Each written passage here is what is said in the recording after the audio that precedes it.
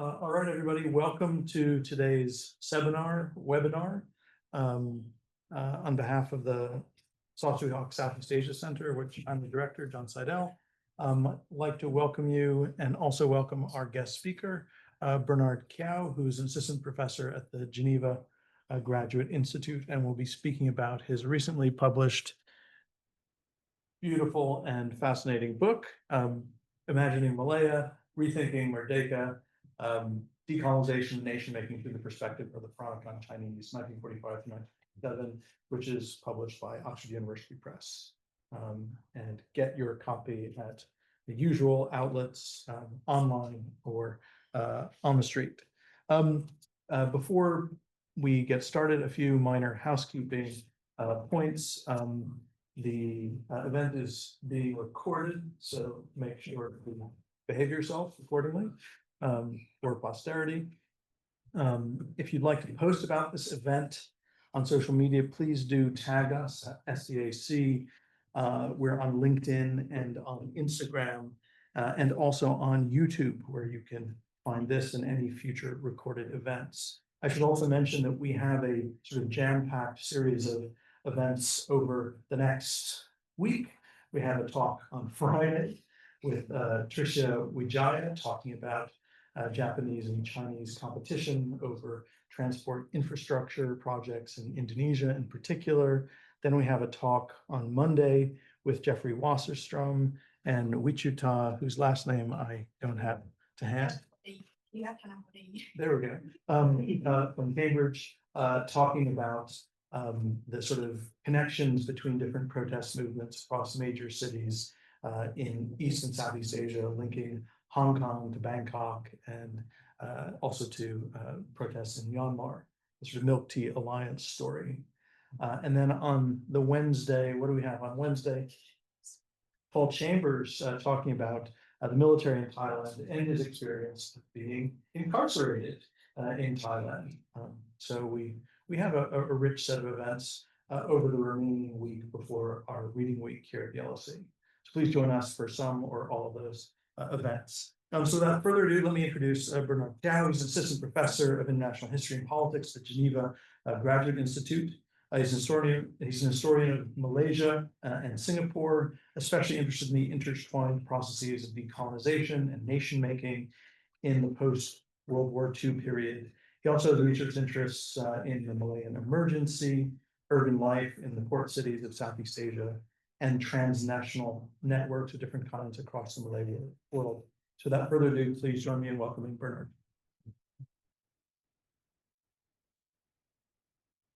Yes, thank you, John, for the very kind introduction. So before starting off, of course, as usual with these kinds of talks, it's always important to say a few thanks. First off, I should thank Petra for the very kind invitation to come to the Southeast Asia Center to present on the book, the aforementioned book. I'll pass it around for people to look at it too. And indeed, I should also say thanks to John for chairing the session. Thank you to Yoko for the logistical support. And thanks to the center and to the LSE for inviting me. Sort of, if you'll indulge me for a few seconds, it's a bit weird being on the other side of the lectern, so to speak. I remember many years ago when podcasts were first coming out.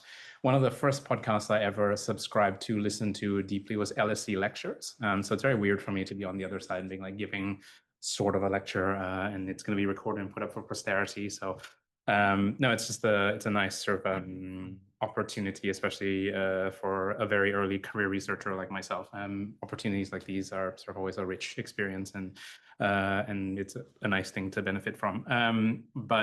So in terms of talking about the talk itself, what I'm going to be doing today is sort of giving a bit of an overview of some of the kind of core questions at the heart of the monograph. And hopefully you'll find the topic and discussion interesting enough that you'll want to read the book itself.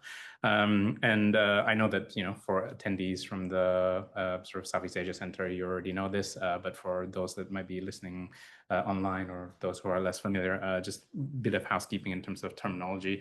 When I'm talking about Malaya, I refer to sort of the pre-independence kind of British Malaya. When I say Malaysia, I really mean the sort of post-1963 post 1965, following the sort of removal of Singapore from the Federation of Malaysia as the kind of shortcut. I should also thank the people who are dialing in online. Thanks for taking the time up for attending, and thank you for all of you to come and attend the talk today as well.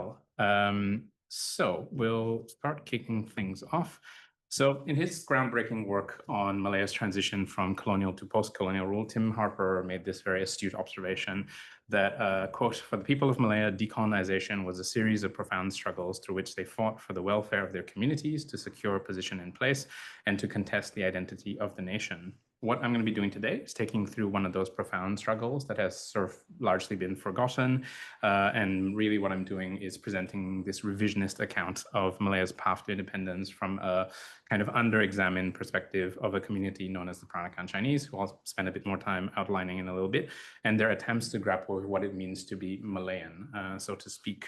In particular, I'm going to be demonstrating how political activists from the community fought for the welfare of the diverse communities that constituted the people of Malaya more broadly, tried to secure a seat at the table in the upper echelons of Malaya's plural society, and sought to challenge the dominant ethno-nationalist vision of the nation and replace it with their own cosmopolitan imagined community on the road to independence. So on the 13th of December 1948, nearly 300 residents of the island state of Penang, my hometown, which is why I've put that title up there, in British Malaya assembled at the Chinese Town Hall in Georgetown to consider a radical proposition put forward by the city's elites, that the island state secede from the fledgling Federation of Malaya. This was a movement that was spearheaded by leading Peranakan Chinese individuals and their allies from the various communities that made up Penang's multicultural population. And the meeting represented the beginning of a serious endeavor taken by the city island states fathers to detach the island state from the mainland. So despite the existential threat, the Penang secession movement, as it came to be known, posed to the burgeoning Malayan nation state, this event has kind of disappeared from the historical records and also from the collective memory of the people of Penang. And the reason I bring this up is that I grew up in Penang. I go back to Penang very frequently. I'm Penang Lang, as we like to say, and we don't know the story. This is not a story that's sort of told in the community. This is a story that has kind of slipped into the annals of history, into sort of the footnotes of Malaysian history. But for those of you who are familiar with Penang, it's kind of not surprising that Penang tried to secede. If you really think about what Penang is like as a city, as a Penangites, as a people, they have this very much, superiority complex to the rest of Malaysia, which is, I would say, deservedly so, but I shouldn't say that. But no, I'm kidding. There's this sense of exceptionalism that Penang has always had in relation to Malaysia, and this is sort of part of that story, I think. But anyways, kind of going back to what I was talking about in terms of this meeting, very much like the May 1848 gathering in the Harmony Club in Batavia that Anne Laura Stoller explores along the archival grain, the secession movement has kind of disappeared into this idea of an inconsequential event, that it really didn't matter to the end of the day. I decided to bring this up for two reasons. One, because I love Anna Laura Stoller. I love her work. And so I like drawing the parallel between my own work and hers, although hers is, miles ahead, honestly. But the other reason is also because of the way in which it kind of inspired my own research journey. I actually came across the secession meeting first in a footnote, which is always a sort of good reminder, especially to any students in the room. Always read the footnotes, always read the references, because you never know what you'll find in there. But if it weren't for that, I would never have gone on the journey to the PhD and then the journey to sort of publishing the book. It was really from that stray footnote where I came across this odd story where I was just like, I've never heard about this. This is something that I thought would be more important in sort of the historical memory of my hometown. But no, nevertheless. But as I continued sort of searching through the archives, as I worked my way through trying to figure out what this secession movement was, who were the people behind it, what I came across was this much larger story, not just of secession itself, but of this kind of political movement by Peranakan Chinese, mostly elites, to kind of organize against the Federation of Malaya and to create their own vision of the nation, alternate to the one that kind of dominated and the one that achieved independence in 1957. And so by focusing on this kind of community, the Peranakan Chinese of the former Straits Settlements of Penang, Malacca, and Singapore, and their political activities from the late 19th century to the mid-20th, as they sought to bring their own imagination of the Malayan nation to life, my work is an attempt to re-examine the Peranakan as political actors on the one hand, but also to rethink Malaya as a nation on the other hand. So the kind of two-pronged side of things. So as I said, I think for people coming to a talk at SEAC, most of you would probably be familiar with the Peranakan, but again, just in case for those of you who are not familiar, I'll do a very quick overview of the community. So in very, very brief terms, the Peranakan Chinese are a hybridized overseas community that combine elements first of Malayan Chinese culture before later incorporating British mores to develop a distinct identity of their own. I use the term Peranakan to refer to the Peranakan Chinese, but it's also worth acknowledging the fact that Peranakan is a broad category. So there are various Peranakan, Jawi Peranakan, Peranakan Chetki. There are sort of a wide variety of communities that fall under this category. That being said, for today, I will be focusing primarily on the Peranakan Chinese. And the reason why I use this term as opposed to another term that sort of often gets asked about is why not Straits Chinese instead? Straits Chinese is a bit too broad, too unwieldy, because Straits Chinese refers to any kind of ethnic Chinese that inhabited the Strait settlements. They could be sort of long-standing people that have settled there since for generations. It could also mean the Xinjiang, the sort of new visitors, the new sojourners to Malaya from the 19th century. And the other important reason is that the Strait settlements is no more by the time the bulk of my sort of book focuses on.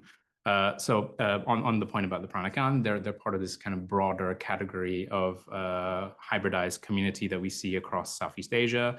So you have the Benteng Chinese in sort of Indonesia. You have the Phuket Baba, who are more often than not actually related to the sort of Penang Peranakan, but also the ones in Malacca and Singapore. You have the Chinese mestizos of the Philippines. So this is a very kind of common phenomenon across Southeast Asia.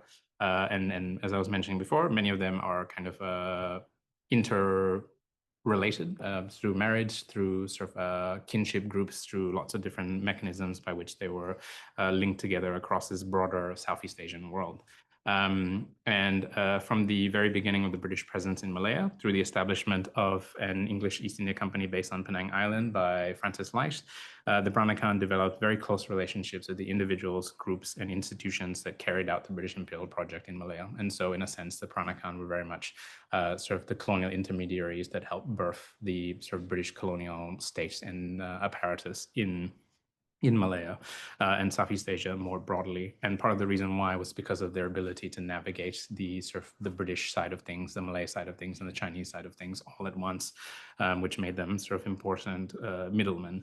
Nevertheless, even though they played a very important role in establishing the British Empire's expansion across the Malay Peninsula and across Southeast Asia, they did tend to settle on the Strait settlements in sort of Penang, in Malacca, and Singapore, which were directly controlled British colonies.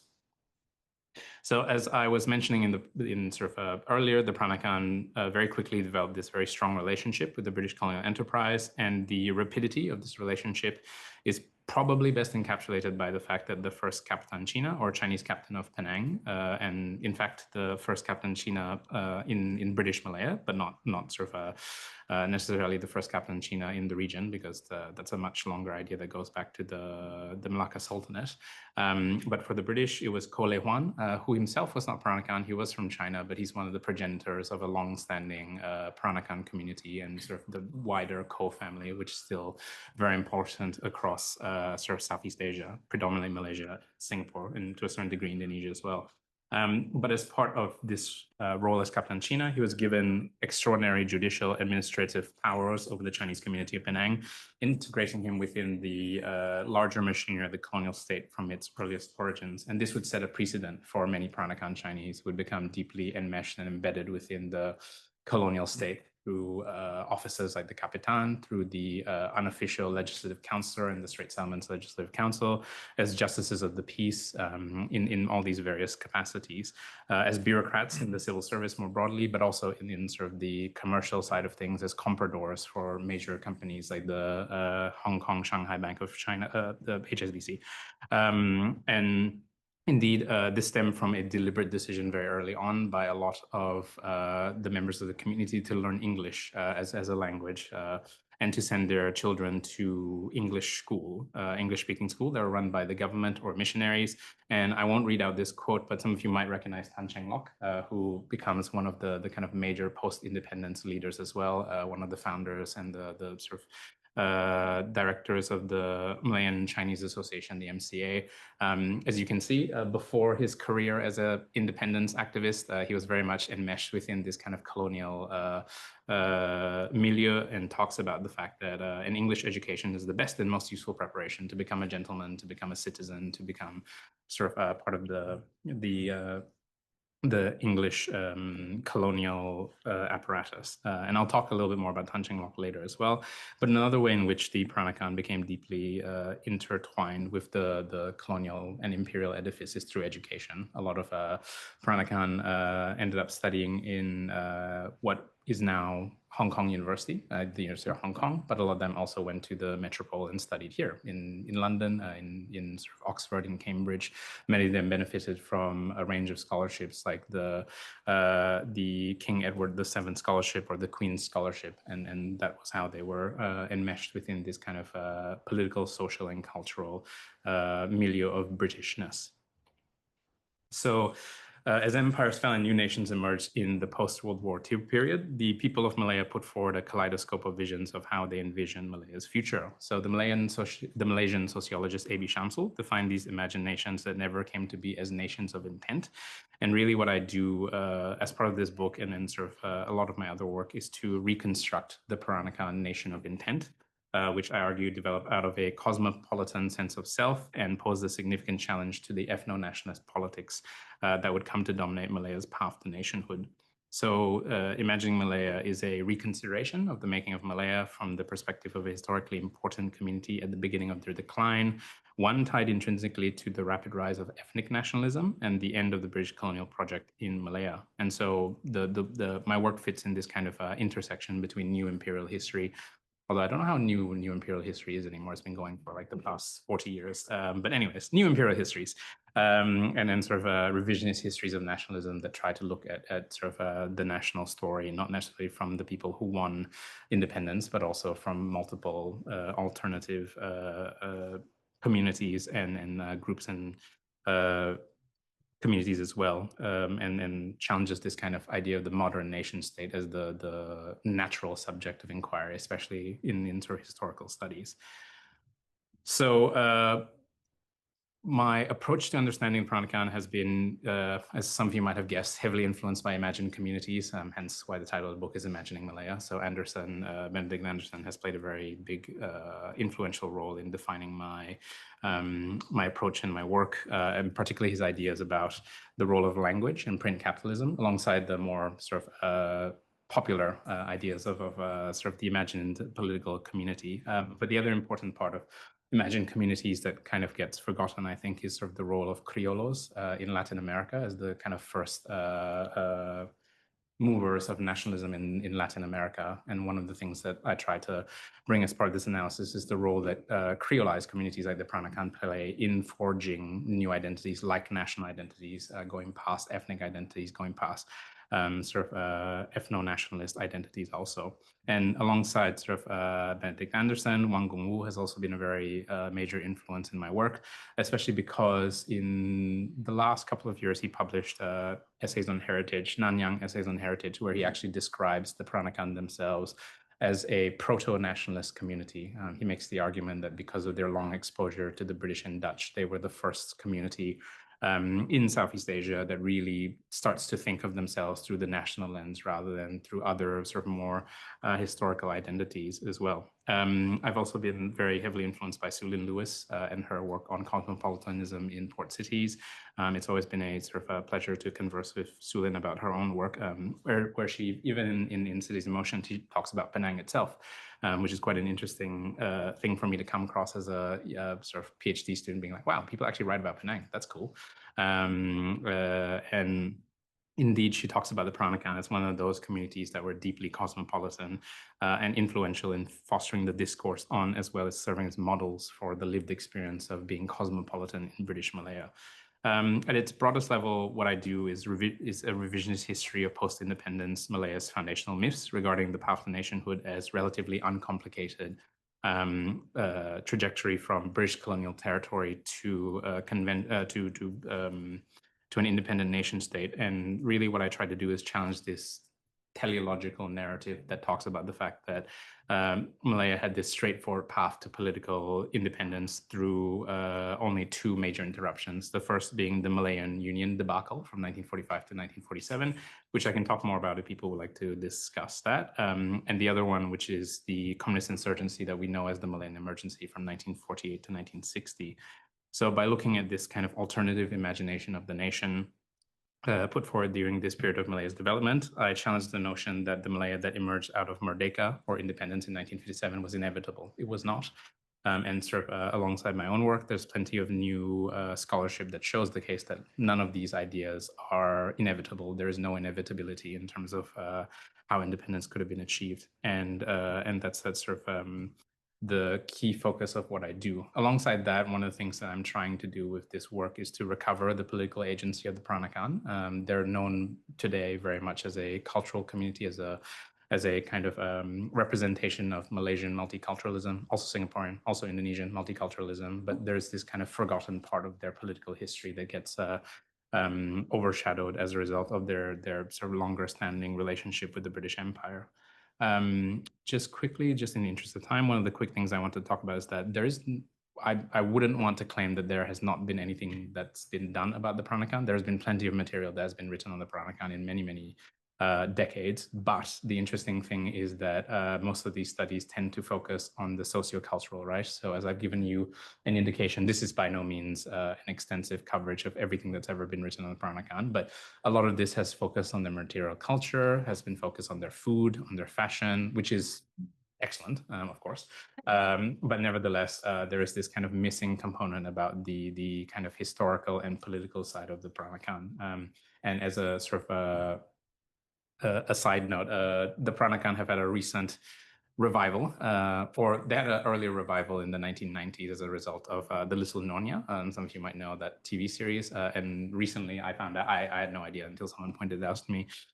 There's now a new season or not a remake, what are they called? Like a follow-up series of The Little Nyonya called Emerald Hill, which is now giving them another revival once again. So this is the other thing I find fascinating about Peranakan is the cycle between, if you read any sort of popular articles about Peranakan, more often than not, it's Peranakan community members themselves or sort of observers saying like Peranakan culture is declining, we need to rescue it. There's this kind of, it's disappearing.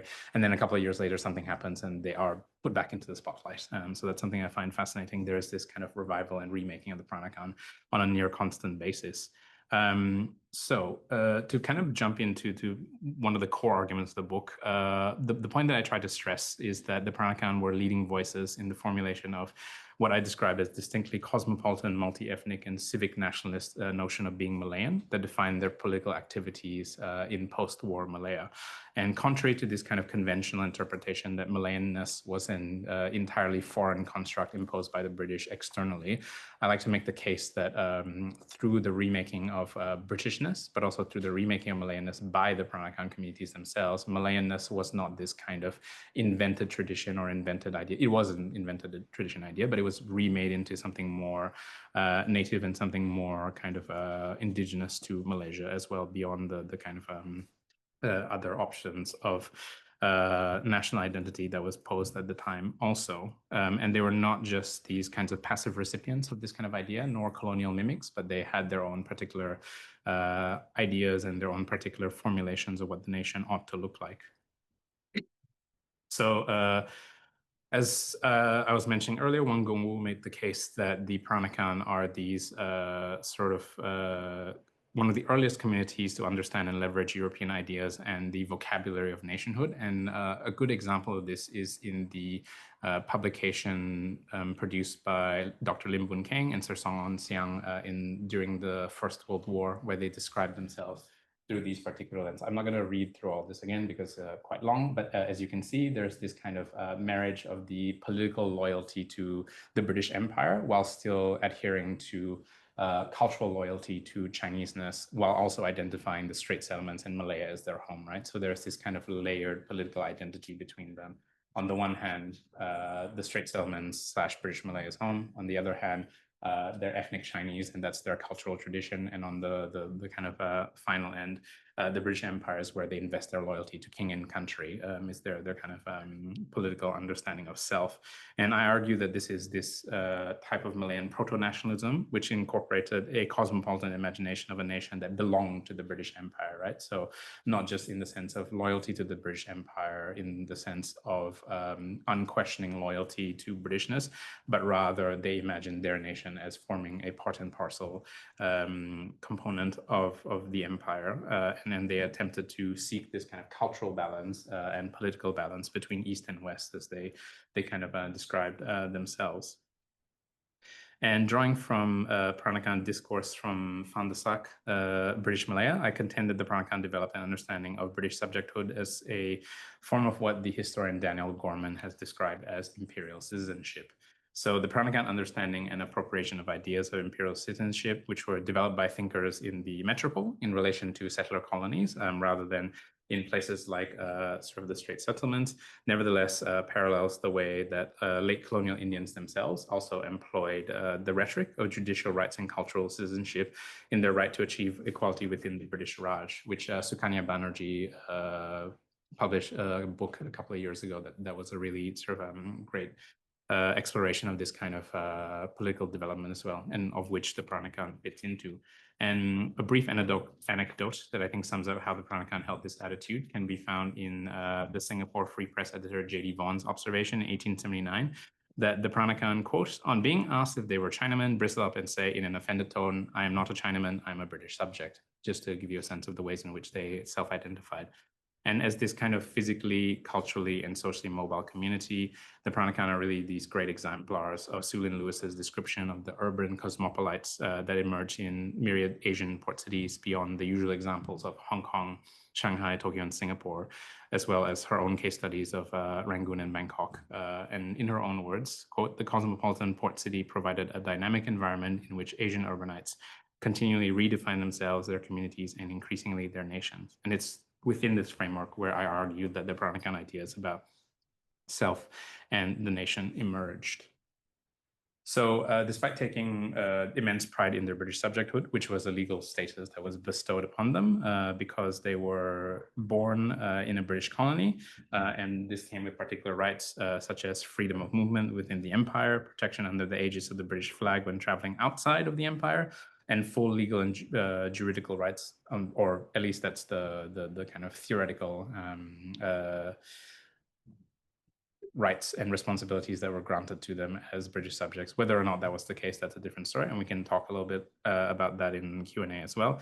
But nevertheless, in the eyes of the Peranakan, British subjecthood was imperial citizenship. It was this kind of idea that all those born or nationalized to the British Empire had a shared sense of belonging to the empire as equals and contemporaries, with the same rights extended across the entirety of the empire, regardless of where they were and regardless of their background. And while this kind of understanding of imperial citizenship was derived by British imperial intellectuals attempting to define status for settler colonies, for white settler colonies, especially the dominions as well. Nevertheless, this was an idea that was taken up by various communities. As I mentioned, in the late Victorian period, Indians in the Raj were making these claims. In the case of British Malaya, it's not just the Peranakan making this argument. There are also Malayan Indians making this argument, Eurasians making this argument. There are plenty of communities that sort of use this kind of logic of imperial citizenship and subjecthood as intertwined in order to make better claims for their political and social status.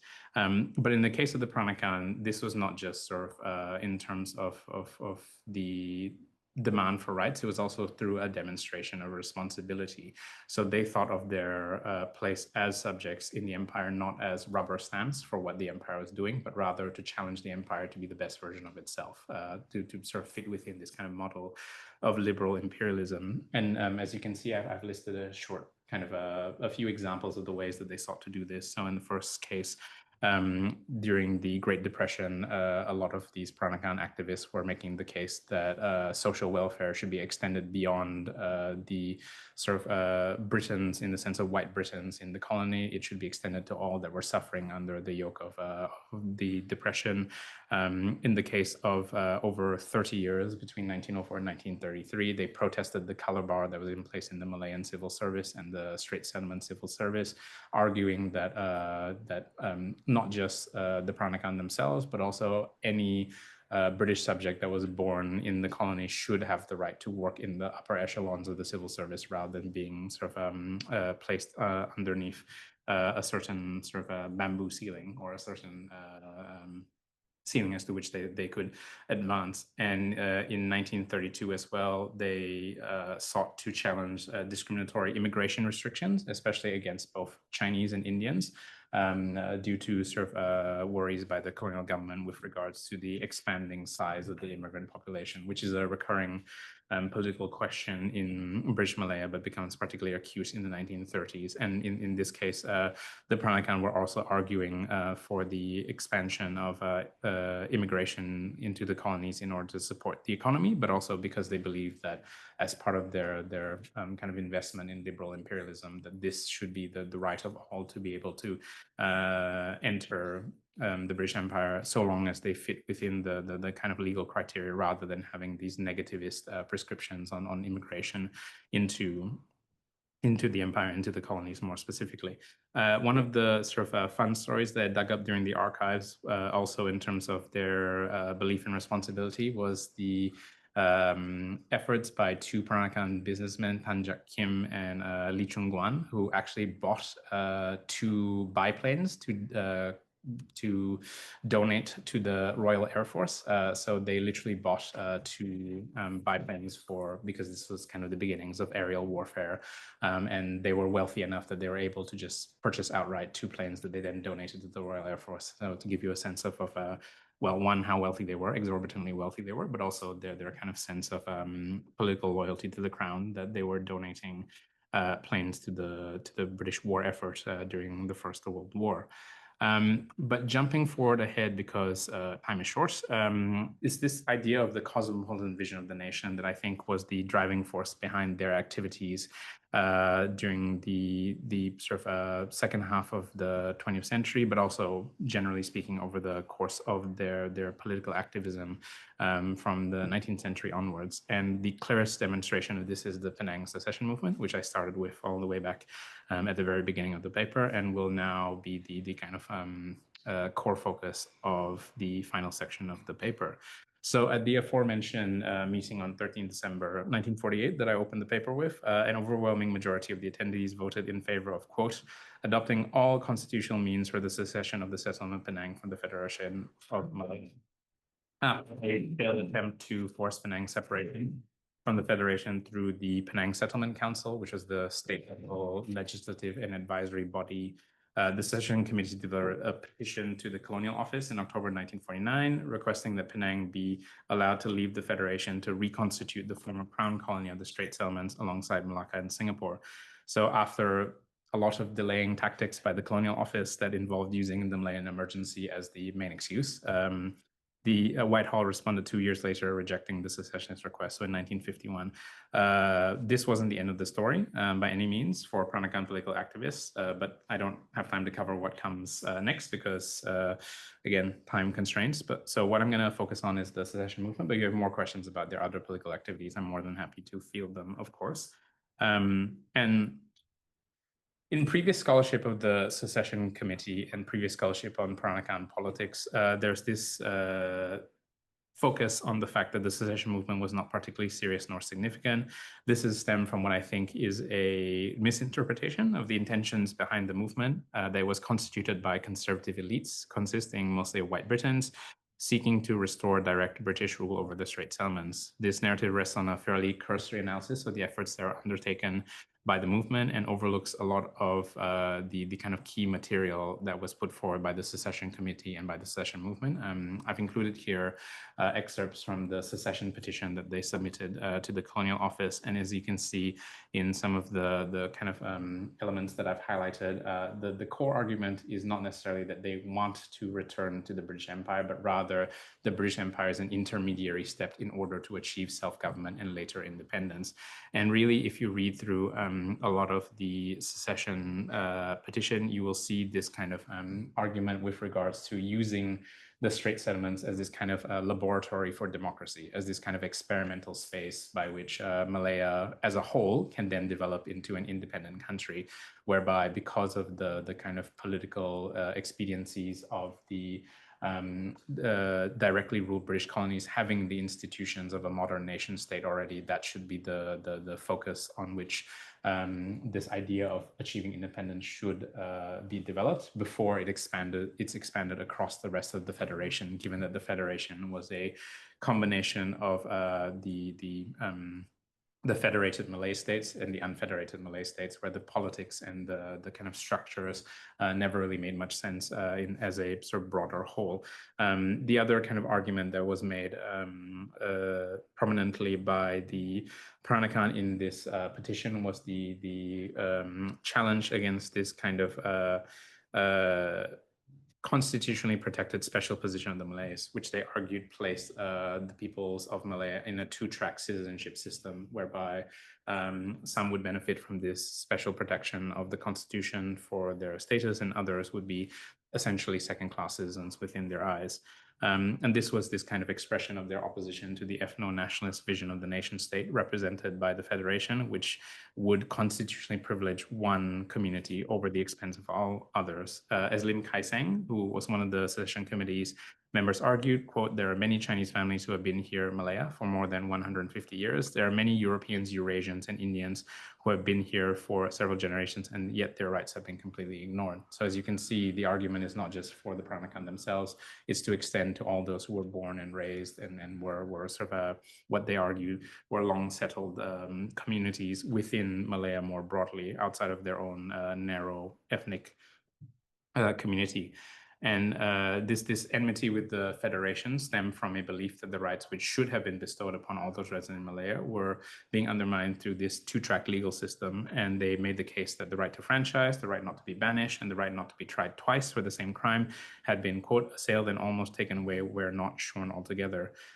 So as you can see, they were using a lot of the kind of legalistic terms and mechanisms already in place by the empire. And oftentimes this has been viewed as colonial mimicry, right? So as sort of colonial subjects that use the language of the empire without necessarily sort of adhering to it. But as I argue in the book, and as I argue elsewhere, this was something that the community truly believed in, and something that they sort of fought deeply for in order to create a new and more egalitarian Malayan society.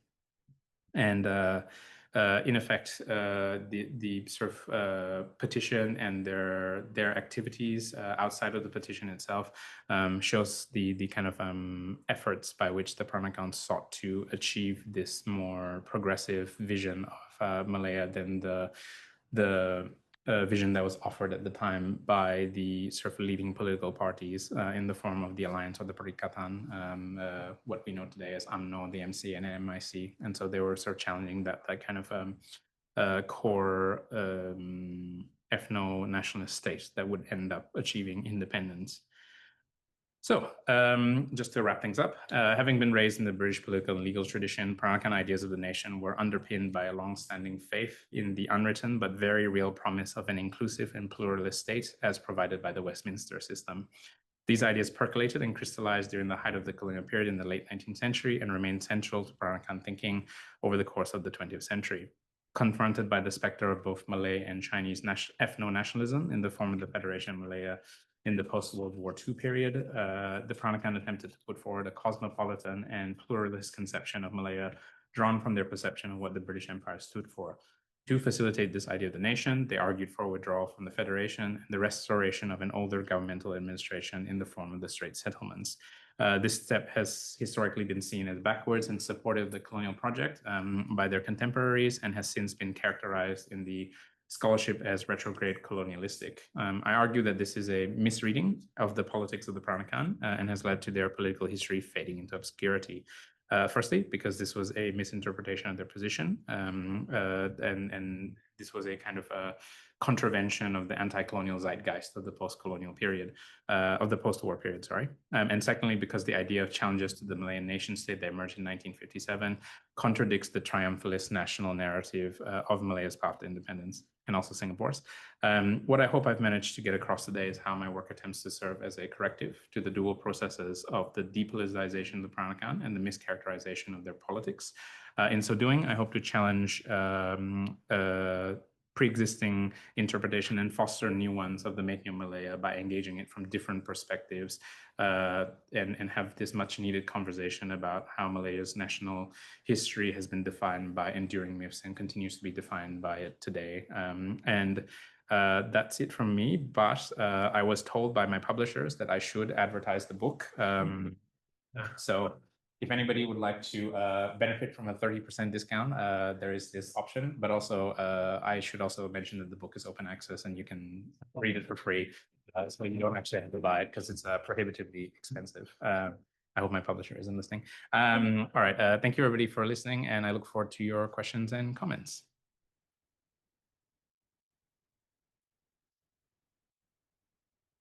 Many thanks, Bernard, for a fantastic talk. Let you field questions, but I should mention that for those of you who are joining online, feel free to pose questions through the chat. We can put up an example of how to do that, but please give your name, your location, your affiliation, and then obviously your question. So over to you, Bernard. Bryce, any questions that I can answer? Any comments? Petra. Thank you very much for a fascinating talk. I was wondering whether you could actually talk more about the sort of political activism after the rejection of the separation, because what I found really interesting was when you were talking about them not being just passive colonial subjects, but really actively challenging. Was there any attempt to try and challenge that decision and do something about that?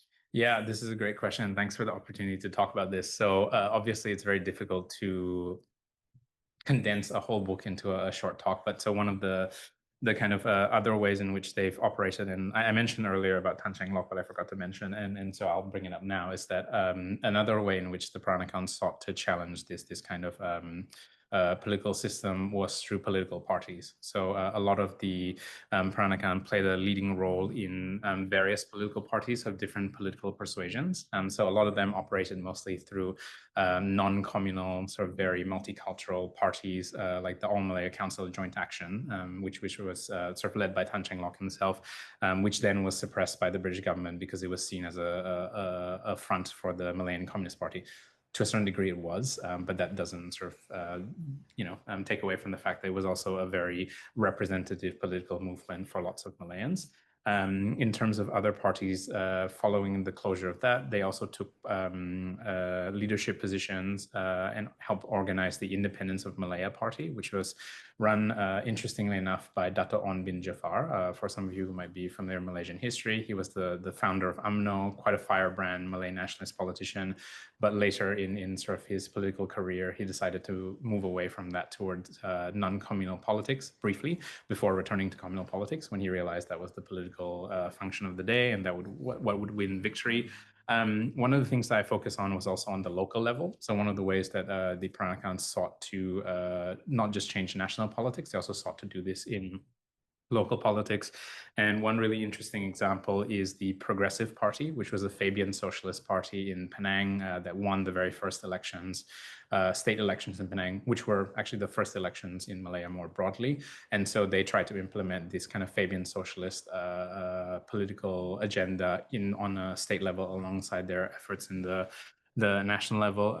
In terms of other ways that they sought to navigate this. So one of the secession committee members who I mentioned earlier, Lim Kai Seng, was also in the executive council of the Federation of Malaya. So these were people that were arguing for secession while still working in the establishment of the colonial edifice. And that's one of the interesting things in terms of tracing their politics, is that there has been this view that they're seen as they don't know what they're doing. They're just sort of just trying what sticks. But I think there is a lot of, if you read through what they say, what they do, and sort of their kind of underlying motivations, there's a lot of consistency in what they're attempting to forge through these mechanisms. So they tried lots of different things through political parties, through public what's the word I'm looking for, through public lobbying.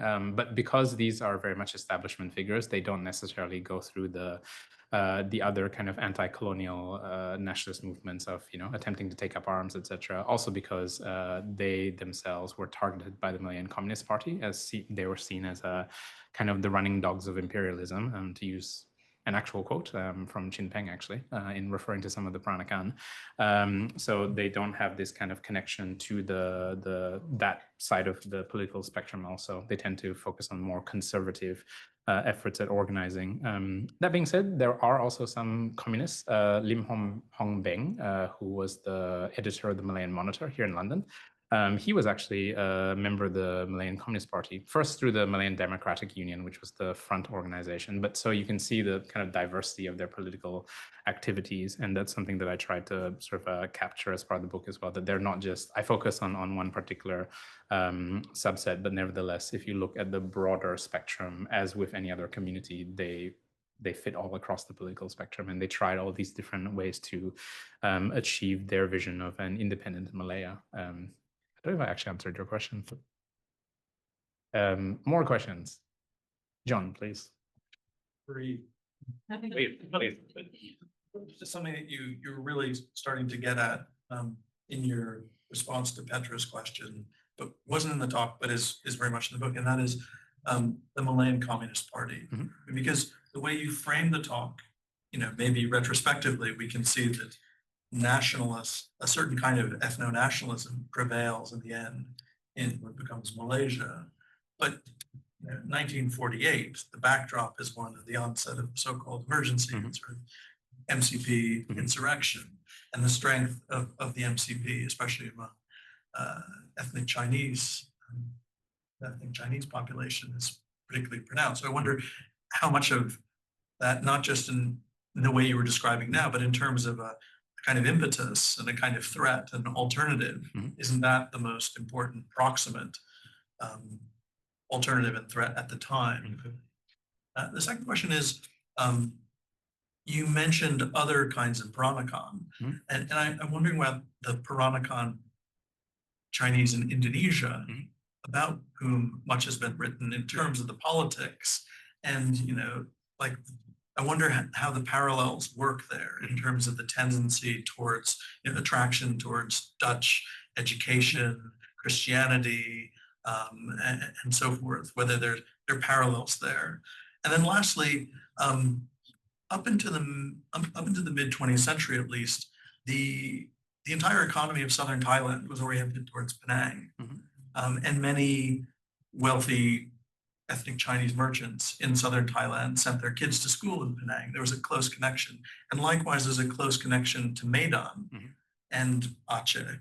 I wonder whether this vision of articulated by these Peranakan Chinese of a kind of independent Penang that was cosmopolitan had a geography that was different, that was beyond what we now think of as Malaysia. I remember Carl Trocchi saying that, well, the sort of inexplicable success of Malaysia, or emergence of Malaysia, which doesn't at all follow the Ben Anderson logic, is just what's left when everything else is taken in Southeast Asia. It's just a residual category. That's true. Becomes Malaysia. Yeah. But if you want to explore and recover this other universe, how much did Medan and southern Thailand factor into that? Yeah, these are great questions. Thank you, John. So I'll work my way backwards on that kind of question of the alternate vision and how it fits. This is an interesting question because in the case of the kind of I'll describe them as the Anglophile Peranakan. Very much the idea was mostly centered around British Malaya, maybe not necessarily Sabah and Sarawak. So that's another interesting kind of like political question about sort of Malaysia and its kind of construction as well in the aftermath of war and aftermath of colonialism. In the case of sort of the relationship to southern Thailand, to Medan and Aceh, a lot of the actors that I look at in the book itself and continue to sort of study through different lenses do have this very strong relationship with sort of their kin in Indonesia, but less so in Medan or Aceh. It tends to be sort of in the sort of Batavia, so Jakarta, the kind of relationship, especially because they're business elites. That being said, in Medan and Aceh, you also have these economic elites as well. But through the southern Thailand, one of the more interesting kind of characters in the book is also a guy named Hia Guseng, whose kind of rubber plantations are predominantly based in southern Thailand. And so he is double crippled by the sort of first Japanese occupation and then subsequently by the Malayan Communist Party, also because post emergency, the MCP moves towards southern Thailand. And he's seen as this kind of triple traitor, first because he's dragged into the Overseas Chinese Association, not the Tancheng Lok kind, but the one that the Japanese set up in order to extract $50 million. And so he's besmirched by this. Then he sort of is strongly associated with the British colonial state. So the MCP finds him an enemy. So he's sort of seen as like the worst of the worst.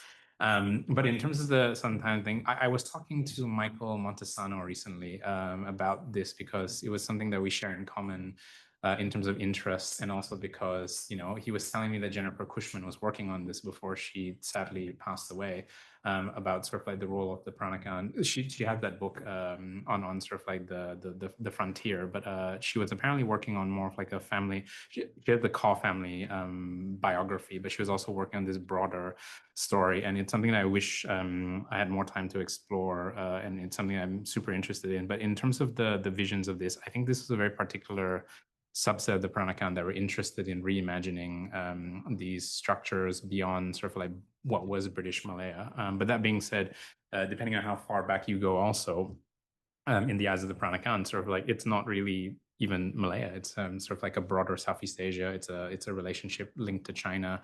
If we're talking about sort of Lim Boon Keng and Song On Siang, who these two gentlemen, you know, the political geography is not just sort of British Malaya, it's also China, right?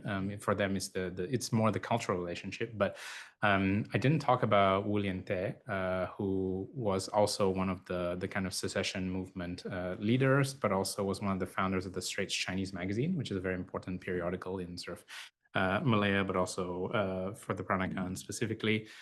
His political geography is also, you know, he's the guy that his autobiography is called Plague Fighter, because he sort of like goes to China, to Manchuria, to fight the Manchurian plague, and he's the guy that is credited as the inventor of the N95 mask. And so you can see this kind of political geography of beyond all these different imaginations. On the Peranakan Indonesian question, that was one of the reasons why I did this work, was because, you know, I read all this material, Leo Surya Dinata, sort of Mary Summers Hedwig's, about sort of the Peranakan Indonesia, and the contrast between them and the ones in Malaysia are so interesting, that they're seen as this kind of you know, they're seen as some of the first movers of the revolution also, right? Like, because they're big supporters of the Republic Indonesia. There is also the ones that were very supportive of the Dutch, of course, but nevertheless, like within the national imagination of Indonesia, they're very much prominent. In Malaysia's case, in Singapore's case, or in Singapore's case, before Lee Kuan Yew revealed that he was Peranakan, there was less of an interest in the Peranakan as political actors, and more as these kind of sociocultural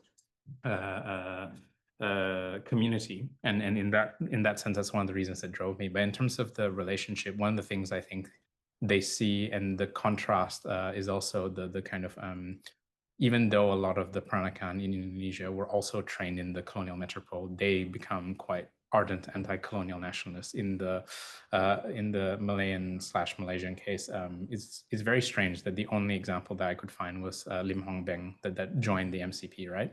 A lot of it has to do with that they were political elites. They had this long-standing relationship with the British, but that being said, it was the same with the Peranakan Indonesia and the Dutch. So that's something that I was hoping to work on more also in terms of like dragging out this kind of comparison between the two and sort of like what drove one side to be more colonial establishment and the other side to be more politically active in sort of like in support of anti-colonialism. And which links back to the question about the Communist Party. Yeah, so that's one of the kind of questions and sort of there's been some brilliant work that's been done in the last couple of years about the Malayan Communist Party and sort of like its kind of offerings as a alternative nation to an internationalist nation, so to speak, outside the confines of the imperial colonial nation state and sort of like the ethno-nationalist state. And it's something that I'm still working on.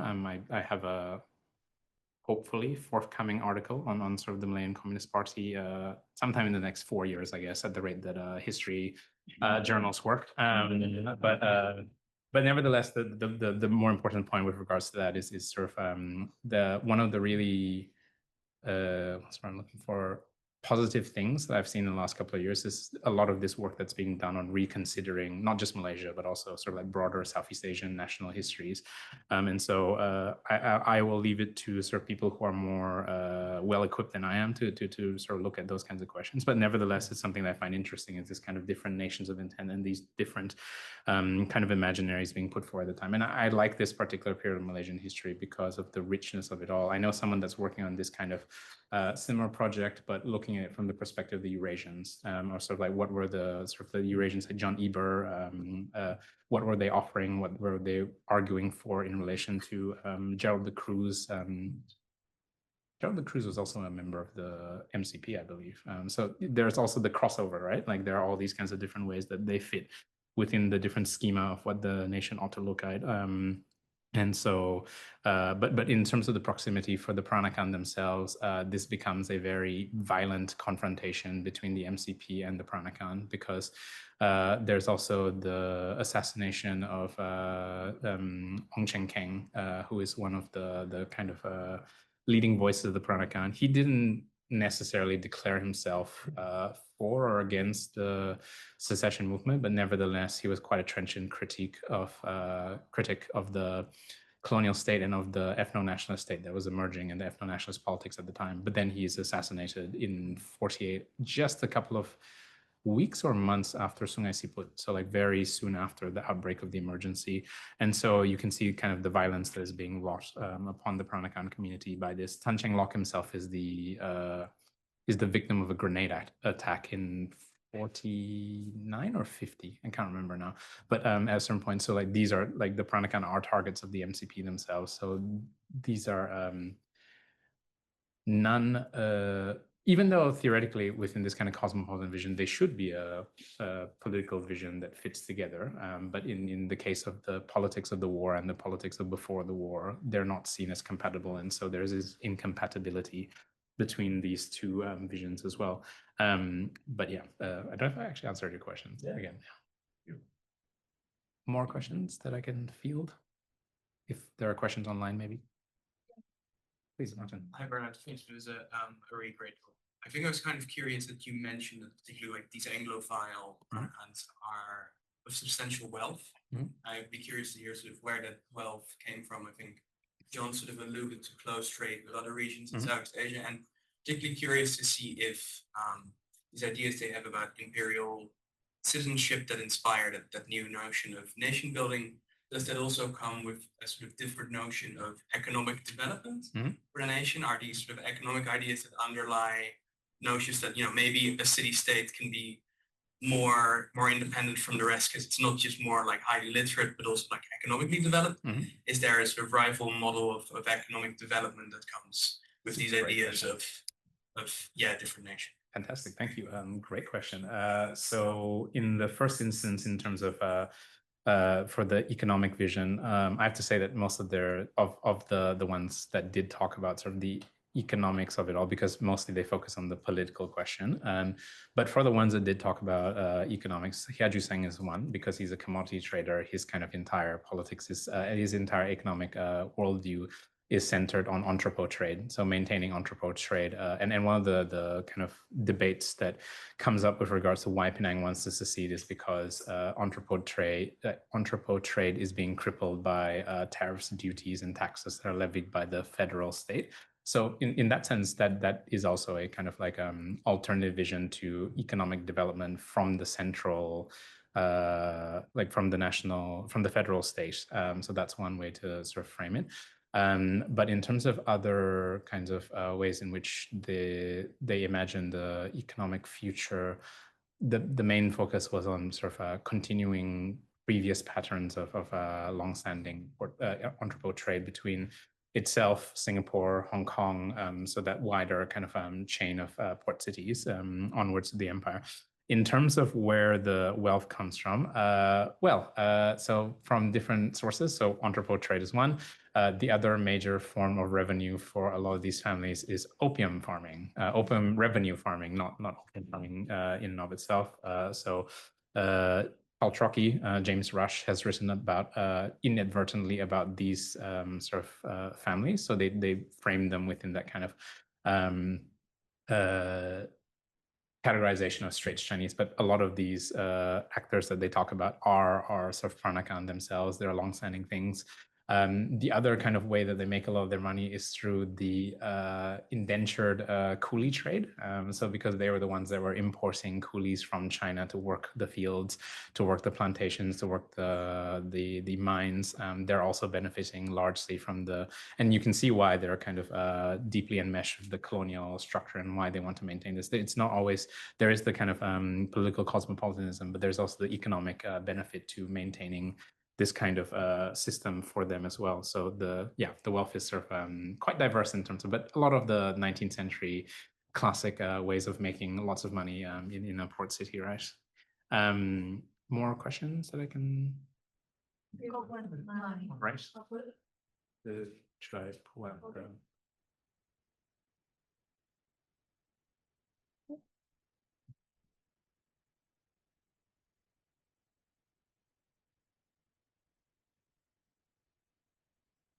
Sorry. You go to more.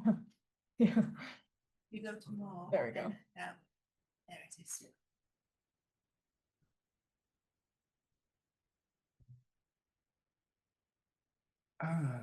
Thank you. Here's for the types of roles Peranakan elites have in shaping post-colonial Malaysian development compared to how it's usually discussed in ethnic tripolarity and how they're positioned to do so post-independence. Great question. Thank you very much. So in terms of shaping post-colonial Malaysian development, it is fit within the ethnic tripolarity model, unfortunately, in the sense that Tan Cheng Lock and then his son Tan Siew Sin, who becomes the finance minister, of course, they remake themselves not necessarily as Peranakan, but as Malayan Chinese or Malaysian Chinese. So in terms of their ideas of political development, economic development in the post-colonial state, a lot of this focuses on sort of like how to secure the best possible position for the Malayan Chinese in the kind of like social compact, right, between the political leadership of the Malays and the economic leadership of the Chinese. So the sort of unfortunately in sort of a lot of the post-colonial remaking of the Peranakan, so there's Tan Cheng Lock and Tan Siew Sin who are good examples, but a lot of the secessionists, there's this kind of narrative that in the aftermath of independence, they kind of just slowly fade into political oblivion. But in reality, most of them end up becoming leading members of the Malayan Chinese Association. So they continue to advocate, they continue to perform in politics and in economics, but mostly through the new reality of sort of like the ethno-nationalist state. They actually become enveloped within it. And so there's this kind of shifting away from the kind of, as we were talking about with Martin's question, of entrepot trade towards more kind of economic development through the agricultural development, through the shifting of the entrepot trade away from Penang, which is no longer seen as the kind of key trade entry point, but rather to Pajang, to move it to sort of like the mainland. And so, unfortunately, in terms of this question, a lot of it fits within the classic developmental model of Malaysia in sort of 1957 onwards. But thank you for the question. Any other questions online or in the room?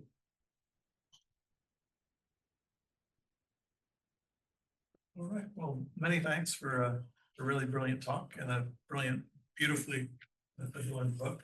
Thank you. And for sharing your research with us today. And we look forward to future events and to having you back for your next project. Oh, many years in the future, but thank you. Thanks, everyone. Thanks for those listening online.